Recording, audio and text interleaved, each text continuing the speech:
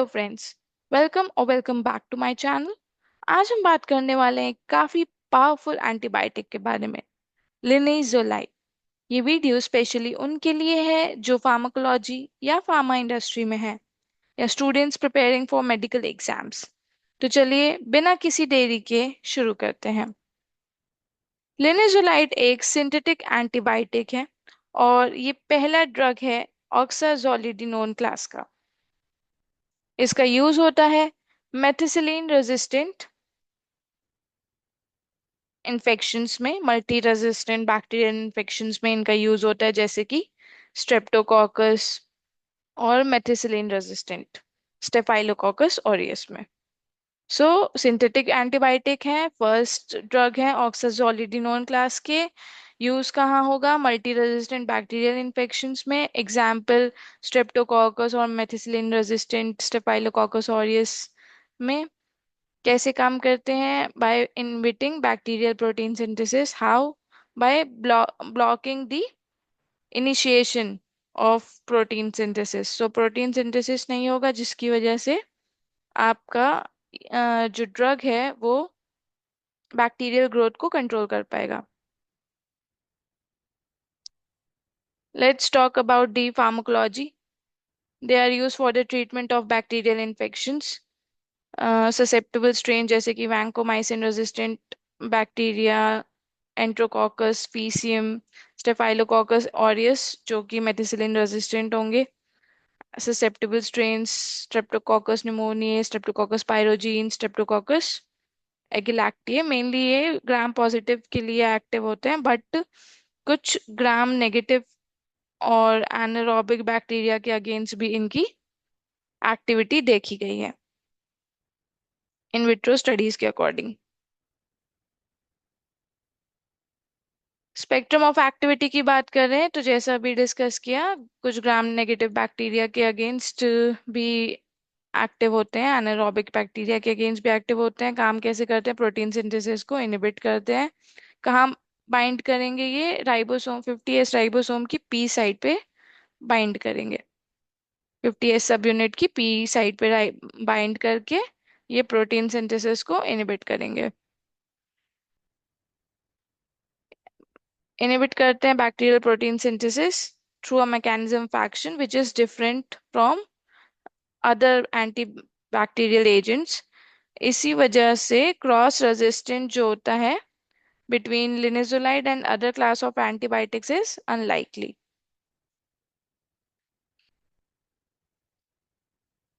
Let's talk about mechanism of action. So जैसे कि अभी हमने बात करी थी कि लिनेजोलाइड राइबोसोम्स की 50S सब यूनिट पे हमारा लिनेजोलाइड जो है वो जाके बाइंड करेगा, जिसकी वजह से जो फर्दर बैक्टीरिया की इनिशिएशन कॉम्प्लेक्स होती हैं, ये फैक्टर जो है, ये जो साइकिल है बैक्टीरिया की प्रोटीन सिंथेसिस की, ये इनिबिट हो जाएगी यहाँ से। यहाँ पे बाइंड करके ये मैकेनिज्म ब्लॉक कर देगा 50S की पी सब यूनिट पे, जिसकी वजह से ये चेन स्टॉप हो जाएगी एंड फर्दर प्रोटीन सिंथेसिस नहीं होगा। You can see different stages होती है। इनिशिएशन कॉम्प्लेक्स है, then elongation, termination. So 50S sub unit पे जाके linezolid S sub unit P site पे जाके बाइंड करेगा and then it will block the initiation step of protein synthesis. That's how linezolid controls the bacterial infection growth. Pharmacokinetics की बात करें तो linezolid is rapidly and extensively absorb, oral dosing में दी जाती है। प्रोटीन बाइंडिंग की बात करें तो 31% है। हाफ लाइफ की बात करें तो इट्स 4.5 to 5.5 आवर्स। नेक्स्ट, अब लिनेजोलाइड के यूजेस डिस्कस करते हैं। सो क्लिनिकल यूजेस में जैसे कि हमने बात करी थी कि linezolid are use for bacterial infections. Main इनका यूज बैक्टीरियल इन्फेक्शंस में है। देन कम्युनिटी अक्वायर्ड निमोनिया में भी इनका यूज होता है। नॉस्कोमियल निमोनिया में भी लिनेजोलाइड प्रिस्क्राइब किया जाता है। It's also given for skin and subcutaneous tissue bacterial infections. Uncomplicated skin और स्किन स्ट्रक्चर इन्फेक्शंस में भी इनका यूज होता है।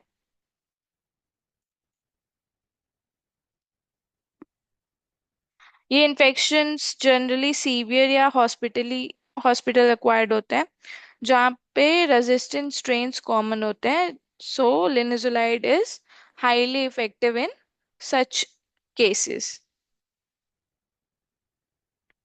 Next will talk about the drug interactions. अब बात करते हैं ड्रग इंटरैक्शंस की, जो काफी क्रूशियल पार्ट होता है थेरेपी प्लान करने के लिए। लिनेजुलाइड वॉरफरिन के साथ अगर कॉम्बिनेशन में दें विद आर वॉरफरिन और एस वॉरफरिन, तो ये ब्लीडिंग और हैमरेज का रिस्क बढ़ा देगा। ब्लीडिंग और हैमरेज का रिस्क इंक्रीज हो जाता है when given with warfarin. So this is a risky combination. Next, risk or severity of hypertension can be increased when linezolid is combined with 1 benzyl imidazole। 1 benzyl imidazole के साथ अगर हम लिनेजोलाइड को combination में देंगे तो हाइपरटेंशन का रिस्क बढ़ जाएगा। नेक्स्ट, लिनेजोलाइड को अगर हम 2 मिथॉक्सी इथेनॉल के साथ कंबाइन करके देंगे कॉम्बिनेशन में, तो 2 मिथॉक्सी इथेनॉल के जो भी एडवर्स इफेक्ट्स हैं वो और बढ़ जाएंगे, सीवियरिटी इंक्रीज हो जाएगी। 2,4-thiazolidinone के साथ अगर देंगे तो हाइपोग्लाइसेमिक एक्टिविटी इंक्रीज हो जाती है। एंड जैसे कि हमने बात करी थी कि वॉरफरिन के साथ अगर देते हैं तो ब्लीडिंग और हैमरेज का रिस्क बढ़ जाता है, उसी तरह से अगर 4 हाइड्रोक्सी क्यूमरीन के साथ लिनेजोलाइड कॉम्बिनेशन में दिया गया, then it increases the risk of bleeding and haemorrhage. So दो क्वेश्चंस के आंसर मिल गए। कौन से वो ड्रग्स हैं जिनके साथ लेनाजोलाइड कॉम्बिनेशन में अगर दिया गया तो ब्लीडिंग और हैमरेज का रिस्क बढ़ सकता है, तो answer is warfarin and 4 hydroxy कुमरिन।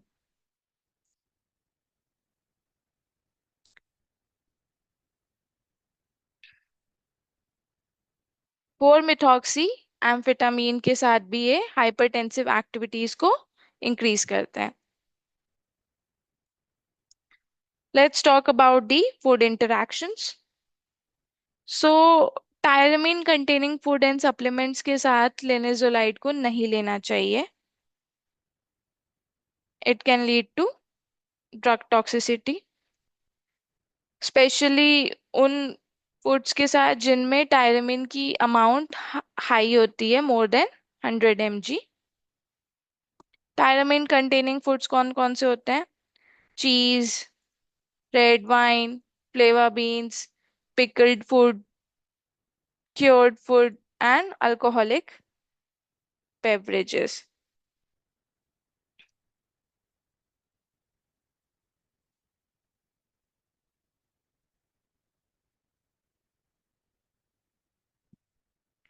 इसीलिए लिनेजुलाइड को कैसे लेना चाहिए? इन्हें या तो खाने के साथ आप ले सकते हो या तो बिना खाने के साथ लो। खाने से इनका कोई अब्जॉर्प्शन पे रोल नहीं होता है, बस you have to avoid taking linezolid with foods containing tyramine. Cheese, red wine, flavour beans, pickled food, alcoholic beverages के साथ आपको लिनेजुलाइड नहीं लेना है। क्यों? क्योंकि टायरामिन रिच फूड्स के साथ अगर लिनेजुलाइड लिए जाएंगे तो इंट्राक्रेनियल प्रेशर इंक्रीज हो सकता है। So that's why we should avoid such interactions. Toxicity science में कुछ नोटिसेबल सिम्टम्स हैं। decreased activity due to acute toxicity, ataxia यानी कि कोऑर्डिनेशन इश्यूज आप देख सकते हैं कि ये ये जो कैरेक्टर है ये ह्यूमन स्ट्रेट प्रॉपरली नहीं बैलेंस्ड होके नहीं खड़ा हो पा रहा है, consciousness level is coordination level is reduced. Then vomiting, side effects, tremors यानी ओवरडोज या सेंसिटिविटी केसेस में ये सब ऑब्जर्व किया जा सकता है। क्लिनिकल मॉनिटरिंग इसलिए ज़रूरी है अगर पेशेंट मल्टीपल मेडिकेशंस ले रहा है। ट्रेमर्स का भी रिस्क इसमें बना रहता है। तो दोस्तों ये था आपका कंप्लीट ओवरव्यू ऑफ लिनेजुलाइड। ये ड्रग रेजिस्टेंट इन्फेक्शंस में फाइट में बहुत इंपॉर्टेंट वेपन है, लेकिन इसको प्रिस्क्राइब करना, एडमिनिस्टर करना क्लिनिकल जजमेंट पर डिपेंड करता है। अगर आपको ये वीडियो इन्फॉर्मेटिव लगा हो तो please hit the like button, share with this video with your friends and subscribe to my channel. अगर आपको और फार्माकोलॉजी टॉपिक्स चाहिए कमेंट सेक्शन में लिखना ना भूलें। And I will see you in the next video. Stay curious, stay safe.